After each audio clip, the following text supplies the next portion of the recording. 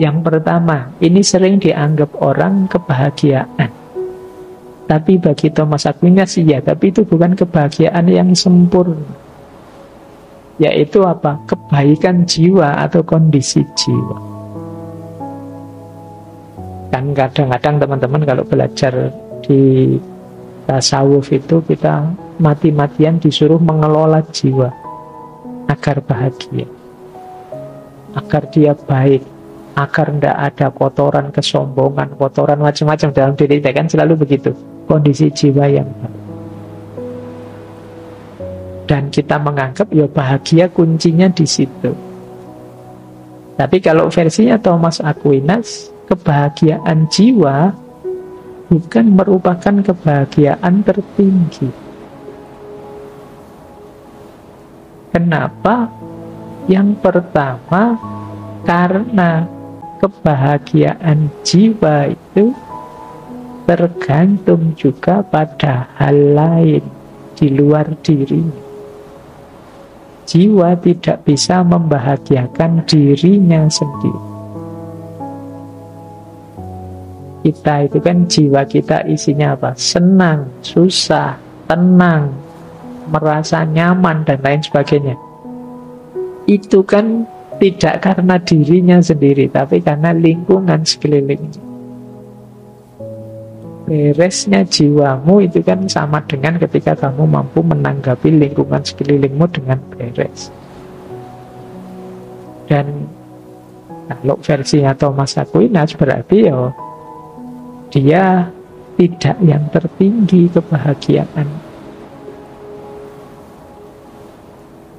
Kebahagiaan dia tidak bisa oleh dirinya sendiri. Yang pertama itu. Yang kedua, yang di luar diri manusia tadi, kan jenisnya macam-macam. Di luar jiwa kita yang membahagiakan jiwa kan macam-macam. Ada materi, ada kondisi masyarakat, dan lain sebagainya. Nah, semua yang di luar Allah itu mungkin bisa membahagiakan jiwa, tapi tidak sampai puncak.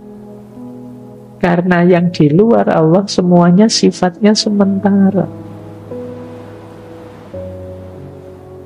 Yang bisa membuat jiwa sampai pada kebahagiaan tertinggi atau kebahagiaan puncak adalah kedekatannya dan persatuannya dengan Allah.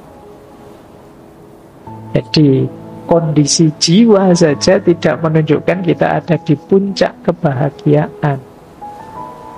Dia mencapai kebahagiaan puncak kalau dia bersandar nyambung dengan Allah. Jadi dirinya sendiri bukan kebahagiaan puncak. Ini logika sederhananya. Kalau teman-teman ingin mengejar kebahagiaan dalam dirimu dengan cara mengaitkannya dengan apapun selain Allah, kalian mungkin bahagia, tapi tidak sampai di puncaknya kebahagiaan. Puncaknya kebahagiaanmu hanya kalau jiwamu kamu tautkan dengan Allah. Ini rumus pertama yang bukan kebahagiaan sempurna, kebahagiaan puncak. Baik, bernafas lagi ya, pahami pelan-pelan. Kalau nggak pelan-pelan meleset pemahaman. Kehormatan, status sosial, nama baik. Kata Thomas Aquinas, orang yang menganggap bahwa kebahagiaan itu ada pada kehormatan, kebahagiaan dia peroleh kalau dihargai oleh masyarakat, maka dia mengejar kehormatan. Sebenarnya ini bukan orang bijaksana, tapi sebenarnya orang egois, orang yang manipulatif, nyari untungnya sendiri, mencari penghargaan, pengakuan untuk dirinya sendiri.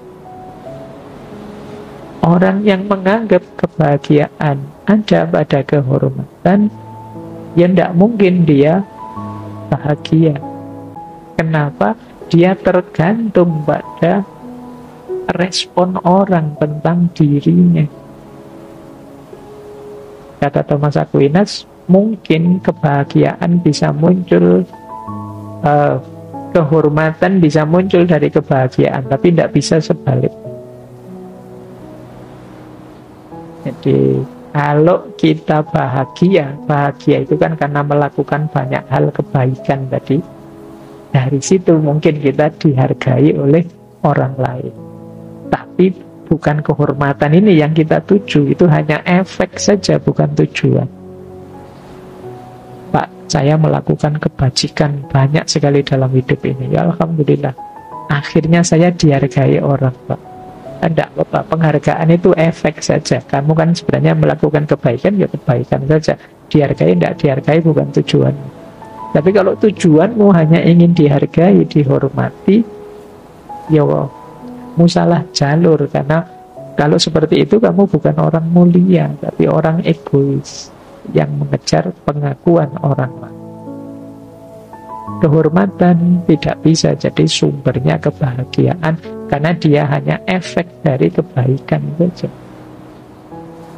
Itu pun kalau kehormatan diperoleh secara baik.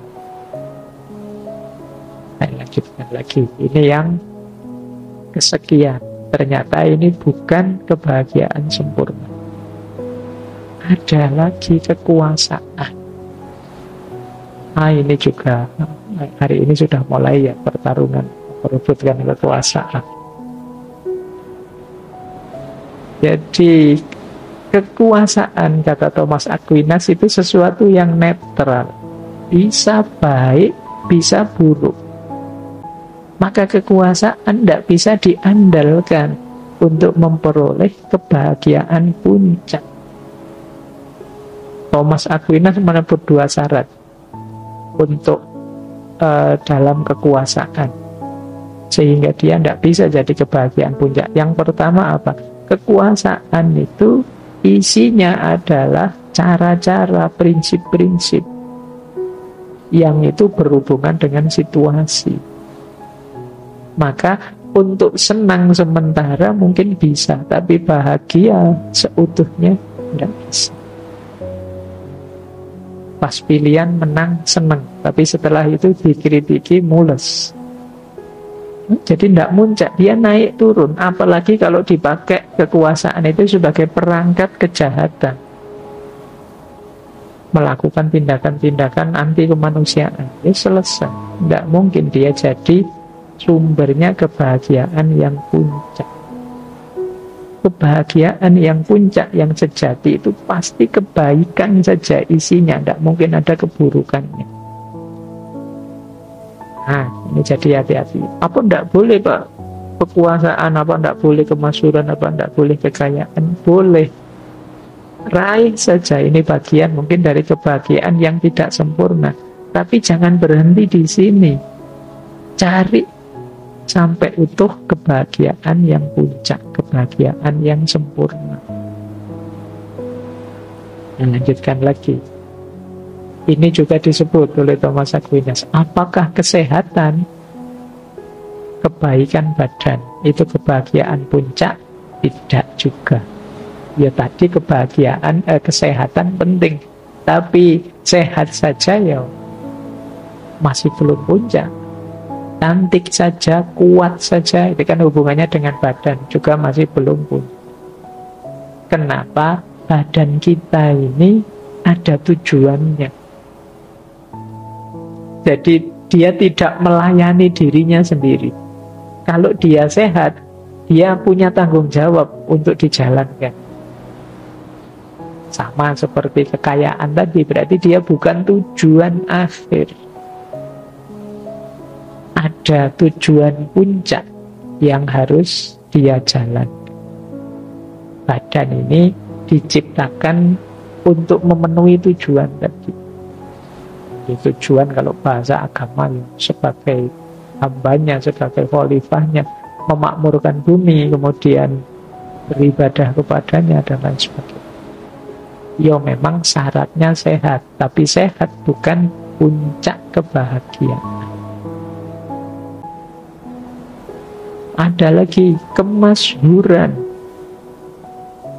Kemasyhuran, keterkenalan, viral-viral kalau sekarang.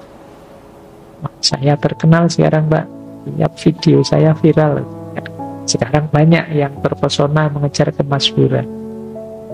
Karena saya tidak tahu, logika hari ini sering kemasyhuran itu jadi sumbernya kekayaan dan sumbernya kehormatan. Hari ini mungkin begitu. Sehingga orang mati-matian ingin terkenal.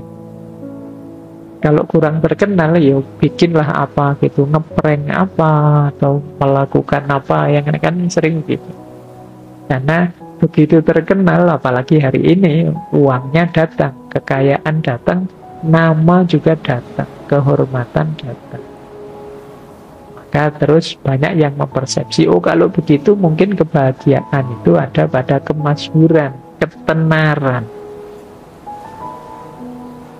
Nah, kata Thomas Aquinas, kemasyhuran itu tidak mungkin jadi puncaknya kebahagiaan. Kenapa? Karena kemasyhuran itu tergantung pada pengakuan orang. Yang mungkin orang lain yang nganggap kita terkenal itu sebenarnya tidak ngerti loh sepenuhnya siapa kita. Kalian punya idola siapa boleh disebut. Apa kalian ngerti A sampai Z-nya orang yang menurut kalian masyhur itu? Yang kalian idolakan itu, yang kalian fanatiki itu. Jadi misalnya kalian suka pada saya, apa kamu ngerti kebiasaanku A sampai Z sampai yang paling kecil? Jangan-jangan kalau kamu ngerti sampai detail malah alah ternyata Pak Faiz begitu sama saja. Terus tidak jadi mengidolakan. Jadi kita tidak ngerti detailnya orang masyhur yang kita idolakan. Atau kalau kita masyhur, itu sebenarnya orang tidak ngerti 100% tentang kita. Dia hanya tahu beberapa aspek yang menurut dia positif. Itulah kemudian yang membuat kita tertipu dengan kemasyhuran. Lah, ketertipuan seperti ini tidak mungkin membawa kita pada kebahagiaan yang sempurna. Maka jangan tertipu oleh kemasyhuran. Jangan tertipu kalau hari ini oleh follower-followermu lah. Ada yang like berapa, ada yang jempoli berapa. Wong sekarang follower bisa dibeli, subscriber kan juga bisa. Kan kadang-kadang ada yang nawari itu 10.000 subscriber harganya sekian. Itu kan lucu. Terus kamu beli-beli sendiri. Terus kalau banyak subscribernya kamu bangga-bangga sendiri, wong itu kamu ngerti kalau itu palsu. Ya kamu beli sih tidak masalah, tapi kok kamu bangga itu yang jadi lucu. Wong kamu ngerti sendiri kalau itu tidak asli.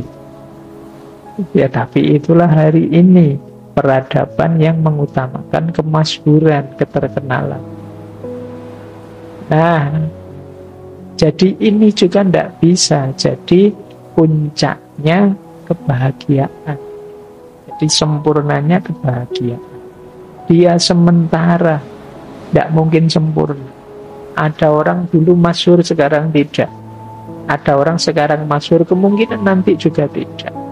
Jadi dia tidak abadi, tidak mungkin bahagia yang sepenuhnya, seutuhnya. Nah kalau ini mudah, saya tidak perlu menjelaskan tiap hari diceramai ini kamu. Bahwa kekayaan itu bukan sumbernya kebahagiaan. Ini semua penceramah ngomong. Bagi Thomas Aquinas, kekayaan ada dua jenis.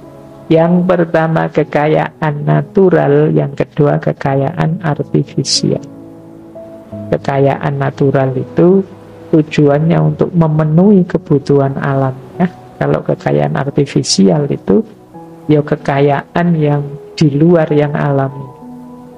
Sebenarnya kita itu hanya butuh yang alamiah. Butuh untuk memenuhi kebutuhan dasar kita. Makan, minum, pakaian, Yang artifisial, yang buatan, Itu sebenarnya ya kita menyebutnya kepentingan sekunder atau tersier. Dua-duanya sifatnya sementara dan tidak sempurna. Kata Thomas Aquinas, kalau kita hanya mengandalkan kekayaan, kita bahkan tidak akan sampai pada titik bahagia. Kenapa? Kita tidak akan pernah puas, tidak akan ada rasa cukup kalau itu sehubungan dengan kekayaan. Coba kalian sebut orang paling kaya siapa? Kalau kalian tanya dia, sudah cukup merasa kaya kah? Tidak butuh apa-apa lagi kak? Mesti dia masih butuh banyak hal lain. Itu kalau bahasa Al-Qur'annya Al-Hakumut Takasur. Kalau urusan harta kita tidak ngerti stopnya kapan. Di ruangan ini mungkin ada yang uangnya banyak, ada yang uangnya sedikit. Tapi yang dirasakan mesti sama. Merasa apa? Merasa masih kurang. Coba kamu tanya yang temenmu dompetnya isinya ratusan ribu, sama yang dompetnya hanya puluhan ribu. Kalau kamu tanya yang ratusan ribu, mas punya uang di dompet 500-an ribu, kira-kira cukup? Ya kurang lah ini, kalau saya masih kurang. Yang puluhan ribu, ya tidak usah ditanya, mesti kurang. Jadi jumlahnya bisa jauh berbeda, tapi yang dirasakan sama. Sama-sama masih kurang. Yes, kamu ceklah konglomerat orang-orang yang kaya raya, yang penghasilannya mungkin miliaran, puluhan miliar, yang normal. Itu pun tetap, kenapa kok dia masih kerja keras, dia masih mengejar ini itu? Karena masih kurang. Arti apa? Kekayaan tidak bisa jadi standar untuk memenuhi kebahagiaan yang sempurna. Mungkin bisa untuk kesenangan sesaat-sesaat, tapi tidak bisa untuk kebahagiaan yang sejati. Yang kedua, kata Thomas Aquinas, hakikatnya bahkan kekayaan itu hanya alat. Alat tidak boleh jadi tujuan. Kita tadi kan ingin bahagia, kebahagiaan itu kan tujuan. Kalau kita letakkan tujuan ini di alat, itu jadi keliru. Kamu kerja ingin apa? Ingin dapat apa? Uang misalnya, gaji. Loh, tujuanmu gaji, padahal uang itu kan nanti masih ada tujuan yang lain, yang lebih tinggi, mungkin yang lebih jauh, yang lebih luas dari uang itu. Tapi orang sering lupa uangnya yang jadi tujuan. Padahal uang itu kan hanya perantara, hanya untuk tujuan yang lebih jauh. Jadi dia tidak bisa jadi tujuan akhir, apalagi kebahagiaan itu tidak mungkin kita bisa dapat dari kekayaan. Nah, ini yang kedua, yang tidak mungkin jadi kebahagiaan puncak. Nah, mungkin ini banyak orang menyamakan antara kesenangan dengan kebahagiaan. Hiburan, kesenangan, kenikmatan. Ini juga kata Thomas Aquinas beda. Senang saja belum mesti bahagia. Gembira saja ya belum bahagia. Saya bilang tadi gembira itu wadahnya bahagia. Kalau bahagianya tidak datang ya tidak ketemu puncaknya kebahagiaan. Jadi kebahagiaan mungkin bisa diawali dari kegembiraan, kenikmatan, kesenangan, tapi dia belum puncak. Ada cara berpikir yang lebih dalam. Kenapa kalau kenikmatan itu belum puncak? Karena kenikmatan itu biasanya cenderung umurnya pendek. Nanti contoh ya, minum itu kan nikmat. Teguhan pertama, teguhan kedua, teguhan ketiga, sudah tidak haus lagi, ditambah lagi maksa minum, tidak enak. Kamu minum kopi misalnya sak gelas gede, itu kan teguhan pertama, kedua asik luar biasa. Tapi kan kalau kamu minum kayak minum aku gelak-gelak sampai yang itu nggak enak, sudah tidak seger lagi. Kenikmatan duniawi itu sifatnya temporer, apapun itu. Itu yang membedakan kenikmatan dengan kebahagiaan. Jadi bahkan kata Thomas Aquinas, boleh kalian misalnya kaya raya luar biasa, semua kenikmatan kalian raih, kalian nikmati, tapi pasti kalian masih merasa ada yang belum lengkap. Karena apa? Karena memang belum puncak kebahagiaan kalian yang nanti hubungannya dengan Tuhan. Selalu saja ada rasa, ada yang hilang. Buktinya apa, kata Thomas Aquinas? Banyak yang merasa tidak bahagia meskipun memenuhi segala kebutuhan hidupnya. Pingin nikmat yang kayak gimana bisa semua, tapi ternyata masih nggak bahagia. Berarti apa? Kenikmatan bukan jalan menuju puncak kebahagiaan. Kan sekarang banyak cerita-cerita orang kaya, terkenal, bahkan artis, tapi berakhir bunuh diri. Lu kurang apa ya? Suami istri, yang satu ganteng, yang satu cantik, kaya raya, tapi hidupnya kelihatan susah, tiap hari gegeran, keluar masuk pengadilan misalnya. Lu kurang apa? Ini menunjukkan berarti apa? Kenikmatan tidak selalu setara dengan kebahagiaan. Kemudian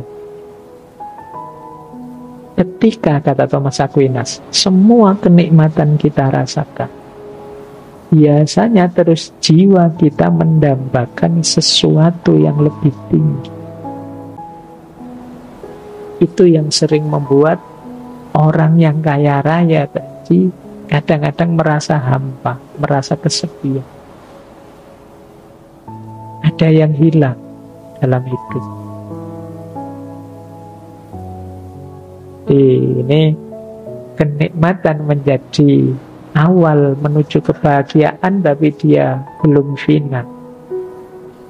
Itulah mengapa mungkin teman-teman sering tanya, ya, ada orang hebat, sukses, tapi tuanya kemudian menarik diri dari kehidupan ramai, melakukan amal sosial dan lain sebagainya. Ada orang pinter, dahsyat, filsafatnya luar biasa, ilmunya tinggi, tapi nanti belakangan malah belajar tasawuf, masuk tarekat dan lain sebagainya. Kenapa? Dia merasa ada sesuatu yang hilang dari dirinya. Kenikmatan sudah dia raih semua, tinggal kebahagiaan, khususnya kebahagiaan yang puncak. Kalau kalian kan mungkin kebalik, kalau tasawuf saya sudah sih Pak, nikmatnya yang belum. Kalau seperti itu bagaimana? Lebih bahaya lagi. Kenapa? Karena nanti tasawufmu akan kamu pakai sebagai jalan untuk mencari kenikmatan. Itu mengapa banyak orang memposisikan agama sebagai alat untuk memperoleh kesenangan, memperoleh kenikmatan. Jadi yo hidup ini step by step saja. Ya memang kita perlu kenikmatan, tapi harus diimbangi dalam aspek kebahagiaan. Kalian harus lebih hati-hati mengelola ini. Ya kalian, wah kalau saya ilmu tinggi Pak, tasawuf ayo, filsafat ayo. Yang belum saya punya itu harta Pak misalnya.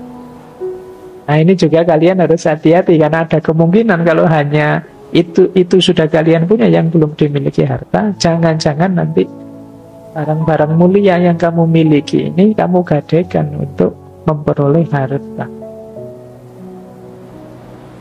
Baik, kita lanjutkan. Sudah separuh kita, semoga ada yang masuk sedikit-sedikit. Bahkan kata Thomas Aquinas, kebahagiaan sempurna juga tidak setara dengan kebajikan moral saja. Jadi tidak terletak pada perbuatan moral atau kebijaksanaan etis. Kenapa? Karena moralitas itu belum puncaknya kebahagiaan. Buktinya apa? Masih ada tujuan selanjutnya. Misalnya, moral berani. Kalau perang kita harus berani. Ini kan moralnya berani, tapi ini kan ada tujuannya. Kenapa harus berani? Biar kita menang. Kalau kita menang, hidup damai. Berarti ada lanjutannya. Kenapa kalau damai? Loh, kalau damai kan kita bisa bahagia, baru bahagia. Jadi moralnya belum. Kita jujur misalnya, kenapa harus jujur? Ya biar segalanya jernih, Pak. Kalau sudah jernih, kita akan nyaman, Pak. Kalau sudah nyaman, kita bisa bahagia. Oh, berarti tadi jujur itu belum finalnya. Finalnya adalah bahagia. Kita harus adil, Pak.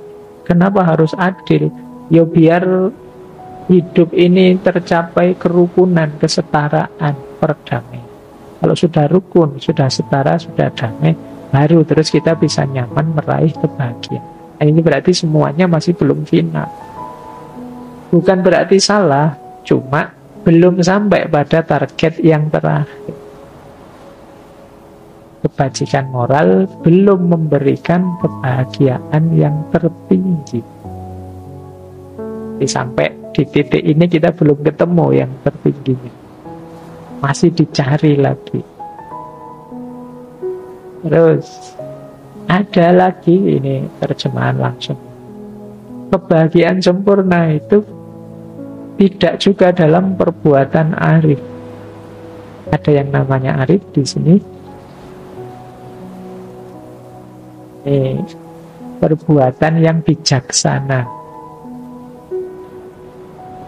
Jadi perbuatan yang kita lakukan biasanya isinya kebajikan-kebajikan. Kalau tadi kan moral, kalau ini praktis. Apa yang harus kita lakukan kalau teman kita sakit? Nah, itu kebajikan moral. Apa yang harus kita lakukan kalau banyak yang ngantuk malam hari ini? Itu kebajikan moral. Ngajinya dipercepat saja, Pak. Oh ya bagus. Nah, ini namanya kebajikan moral. Nah, itu termasuk perbuatannya arif tadi.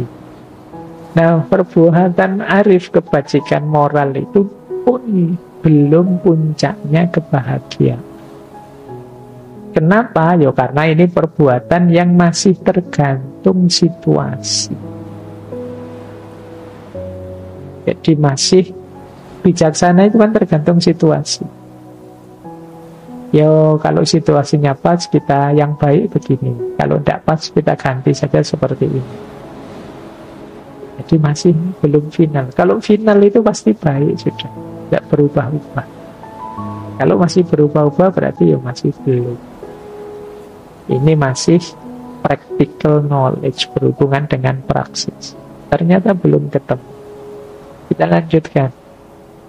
Apakah puncaknya bahagia itu kreativitas? Saya menciptakan sesuatu, saya punya karya, saya menghasilkan sesuatu. Kita akan sering diberitahu bahwa berkarya, berkontribusi itu membahagiakan. Apakah ini kebahagiaan itu? Lagi-lagi oleh Thomas Aquinas dijawab tidak. Karya, aktivitas kreatif itu lagi-lagi hanya alat, bukan tujuan. Jadi kalau dia alat, tidak bisa jadi tujuan kebahagiaan. Berkarya itu kan masih ada lanjutannya. Biar apa? Digunakan untuk apa karya tadi? Kalau sekedar berkarya, ya kadang-kadang banyak karya yang merusak, menghancurkan. Karya masih tentatif. Jadi aktivitas kreatif juga masih belum bisa disebut puncak kebahagiaan. Panca indera kah? Oh, semua ditanyakan. Kitab Summa Theologica itu bal sekali. Apakah kenikmatan panca indera yang kebahagiaan puncak? Ya pasti saja tidak. Tadi sudah ada kenikmatan, kesenangan. Ya pleasure bisa, tapi pasti dia bukan puncaknya kebahagiaan. Bahkan masih belum bahagia, masih nikmat saja. Baik, Ini teman-teman sudah paham. Terus, apa persahabatan? Ini nanti disebut semua kamu. Sampai jam 10 menit terus. Kamu biar bosan. Apakah relasi persahabatan? Juga tidak. Sahabat kita butuhkan sih untuk meraih kebahagiaan sempurna, tapi sahabat tidak menentukan kita sampai pada kesempurnaan kebahagiaan. Di persahabatan juga bukan.